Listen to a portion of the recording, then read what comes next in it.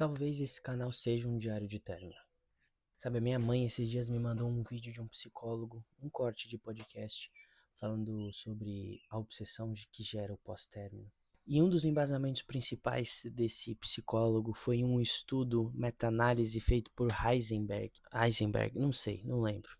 Alguém aí. Em 2012 ou 2004, também não me recordo, onde ele fazia uma análise comparativa, talvez, entre a dor física e a dor de vínculo, rompimento de vínculo, né? Que a gente sabe que pertencer a um grupo evolutivamente é importante, né? Quando éramos simples homens da caverna lutando pela sobrevivência, ser excluído era morrer, né? Todos tinham seu papel muito bem distribuído e ser excluído significava morte.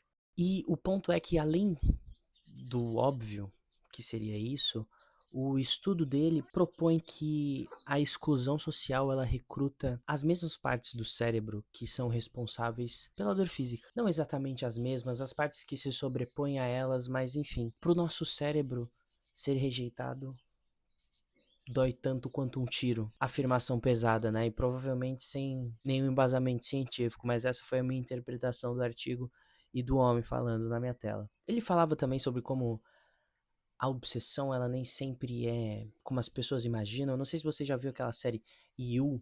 Eu nunca vi, mas eu ouvi as pessoas falando, né, que o cara era um psicopata. E eu vejo os cortes no TikTok realmente, né? Ele sequestrava pessoas, era bem problemático.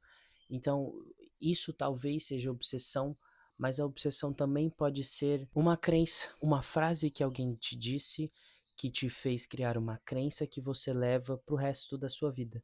Isso pode ser obsessão. Não ser funcional porque pensa em algo é um tipo de obsessão. E é complicado, né? No processo de luto e na rejeição, eu acho que é normal tornar-se um pouco obcecado por sabe-se Deus o que é o momento. E hoje eu comecei o meu estágio.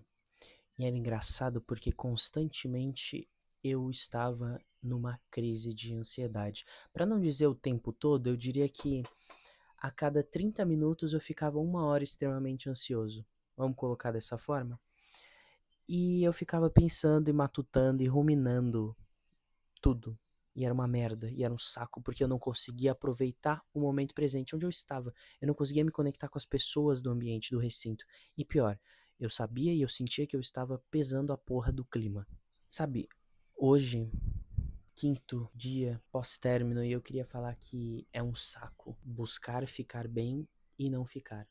E talvez eu esteja sendo um pouco ansioso porque quinto dia, né? Mas se a gente for partir do pressuposto também de que foram só 2 meses de relacionamento, acho que 5 dias já é um momento bacana pra gente começar a ficar de boa, né? Mas é tão frustrante, sabe? Porque eu dedico uma energia mental tão absurda pra simplesmente existir, e daí o restante da minha energia mental ela vai para ser funcional e me respeitar e me resguardar neste momento, sabe? Então eu escrevo, eu faço vídeos.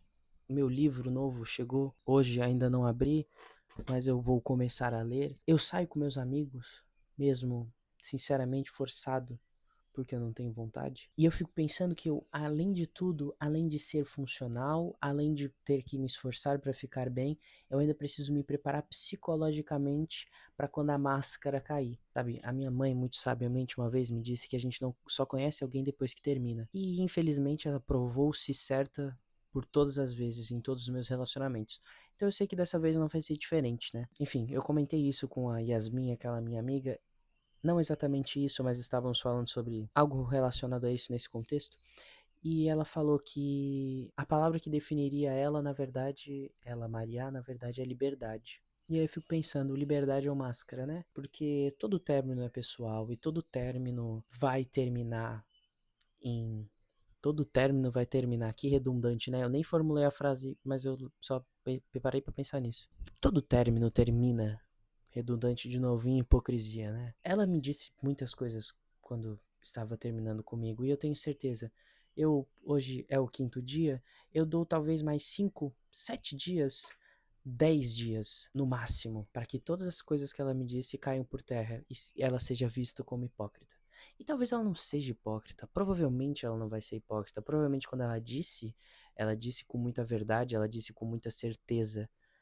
Mas que nem eu falei, todo término é pessoal. Às vezes olhando pra mim e dizendo pra mim aquilo é a verdade absoluta, mas opa, olhei pro lado, vi outra coisa, outra pessoa, e aquilo já deixa de ser uma verdade absoluta e torna-se uma possibilidade. Então, eu sei que eu ainda vou ter que lidar com a frustração de ser, de deixar de ter sido uma verdade absoluta quando ela disse para ter se tornado uma possibilidade na narrativa dela. O vídeo de hoje um pouco mais simples, um pouco mais corrido, dia 5.